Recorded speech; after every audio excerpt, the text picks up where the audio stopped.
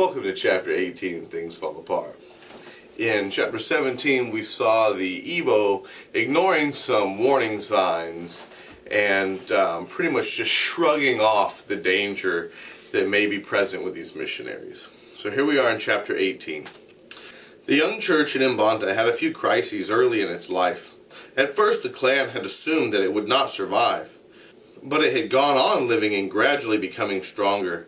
The clan was worried, but not over much. If a gang of Afulafu decided to live in the evil forest, it was their own affair. And we could flip to the back of the glossary and find out that Afulafu are worthless men. When one came to think of it, the evil forest was a fit home for such undesirable people. It was true they were rescuing twins from the bush, but they never brought them into the village. As far as the villagers were concerned, the twins still remained where they had been thrown away. Surely the earth goddess would not visit the sins of the missionaries on the innocent villagers.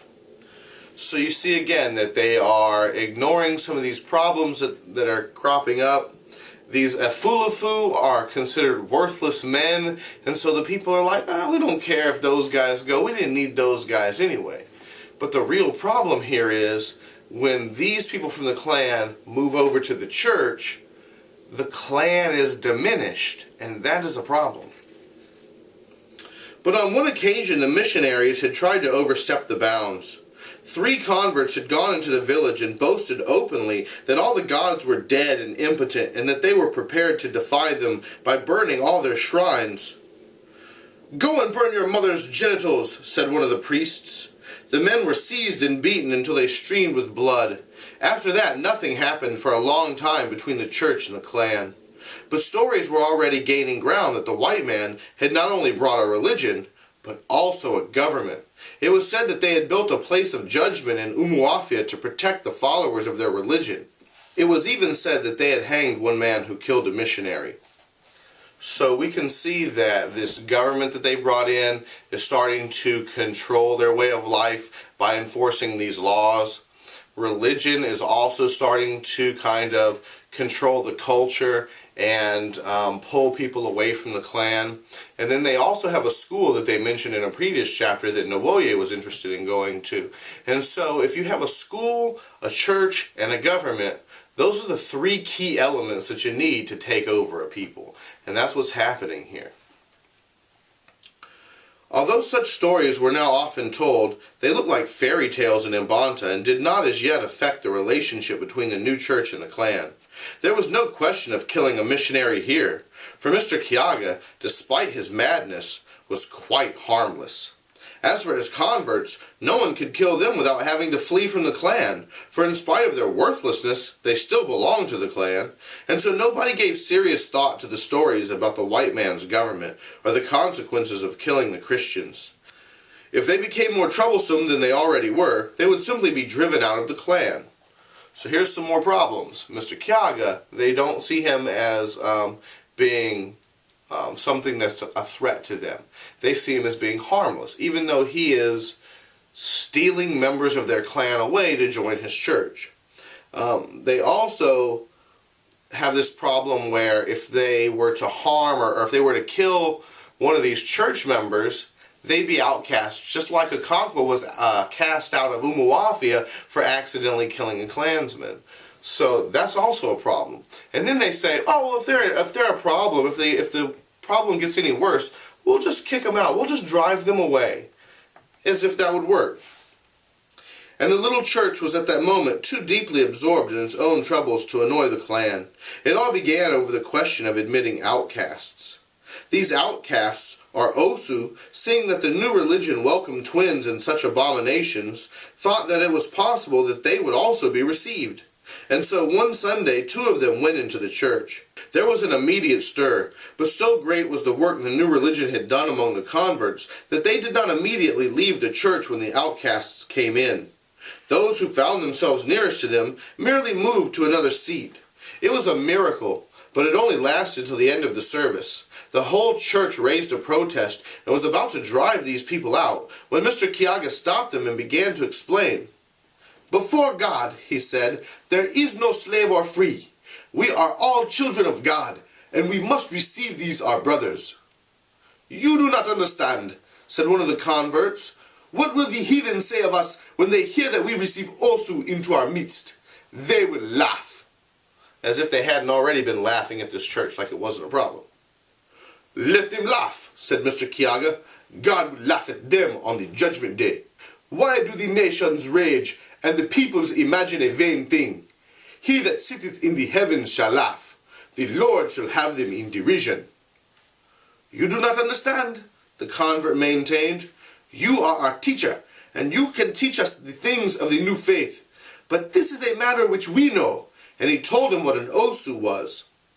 He was a person dedicated to a god, a thing set apart, a taboo forever, and his children after him. He could neither marry nor be married by the freeborn. He was in fact an outcast, living in a special area of the village close to the great shrine. Wherever he went, he carried with him the mark of his forbidden caste, long, tangled, and dirty hair. A razor was taboo to him, and taboo just means something that's forbidden. And Osu could not attend an assembly of the freeborn, and they in turn could not shelter under his roof. He could not take any of the 4 titles of the clan, and when he died he was buried by his kind in the evil forest. How could such a man be a follower of Christ? "He needs Christ more than you and I," said Mr. Kiaga. "Then I shall go back to the clan," said the convert, and he went. Mr. Kiaga stood firm, and it was his firmness that saved the young church. The wavering converts drew inspiration and confidence from his unshakable faith. He ordered the outcasts to shave off their long tangled hair. At first they were afraid they might die. "Unless you shave off the mark of your heathen belief, I will not admit you into the church," said Mr. Kiaga. "You fear that you will die. Why should that be? How are you different from other men who shave their hair? The same God created you and them, but they have cast you out like lepers. It is against the will of God, who has promised everlasting life to all who believe in his holy name. The heathen say you will die if you do this or that, and you are afraid. They also said I would die if I built my church on this ground. Am I dead? They say I would die if I took care of twins. I am still alive. The heathen speak nothing but falsehood. Only the word of God is true." The 2 outcasts shaved off their hair, and soon they were the strongest adherents of the new faith. And what was more, nearly all the Osu and Mbanta followed their example. It was in fact one of them who in his zeal brought the church into serious conflict with the clan a year later by killing the sacred python, the emanation of the god of water. So you see, more and more people from the clan are joining this church, which is diminishing the clan more and more. And then one of these guys kills the sacred python. The royal python was the most revered animal in Mbanta and all the surrounding clans. It was addressed as Our Father and was allowed to go wherever it chose, even into people's beds. It ate rats in the house and sometimes swallowed hen's eggs. If a clansman killed a royal python accidentally, he made sacrifices of atonement and performed an expensive burial ceremony such as was done for a great man. No punishment was prescribed for a man who killed the python knowingly. Nobody thought that such a thing could ever happen. Perhaps it never did happen. That was the way the clan at first looked at it. No one had actually seen the man do it. The story had arisen among the Christians themselves. So again, you have this situation where the people hear about a problem, and instead of going and addressing this problem immediately, they go, maybe it didn't actually happen in the first place. I mean, nobody saw it happen, right? But all the same, the rulers and elders of Mbanta assembled to decide on their action. Many of them spoke at great length and in fury. The spirit of wars was upon them. A Conquo, who had begun to play a part in the affairs of his motherland, said that until the abominable gang was chased out of the village with whips, there would be no peace.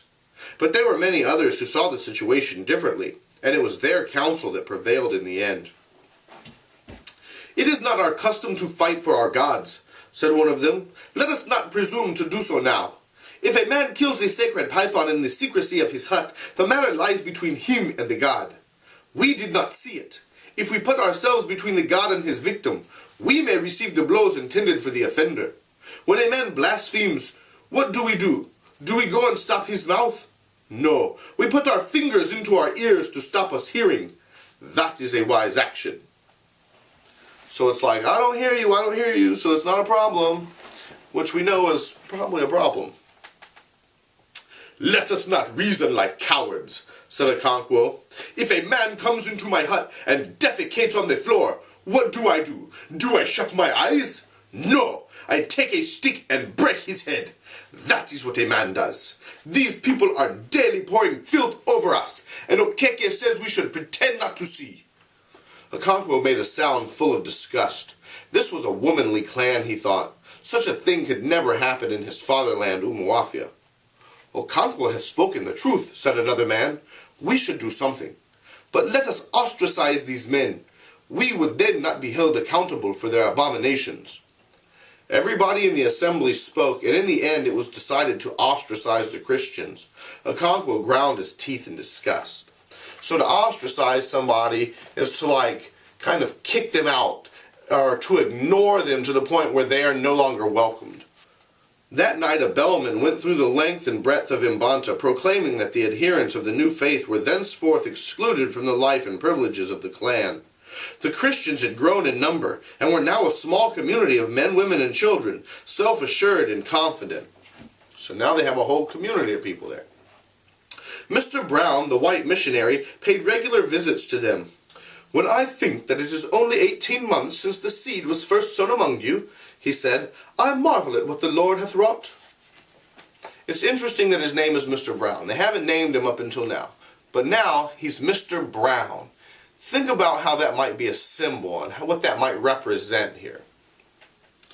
It was Wednesday in Holy Week, and Mr. Kiaga had asked the women to bring red earth and white chalk and water to scrub the church for Easter, and the women had formed themselves into 3 groups for this purpose. They set out early that morning, some of them with their water pots to the stream, another group with hoes and baskets to the village red earth pit, and the others to the chalk quarry. Mr. Kiaga was praying in the church when he heard the women talking excitedly. He rounded off his prayer and went to see what it was all about. The women had come to the church with empty water pots. They said that some young men had chased them away from the stream with whips. Soon after, the women who had gone for red earth returned with empty baskets. Some of them had been heavily whipped. The chalk women also returned to tell a similar story. "What does it all mean?" asked Mr. Kiaga, who was greatly perplexed. "The village has outlawed us," said one of the women. "The bellman announced it last night, but it is not our custom to debar anyone from the stream or the quarry." Another woman said, "They want to ruin us.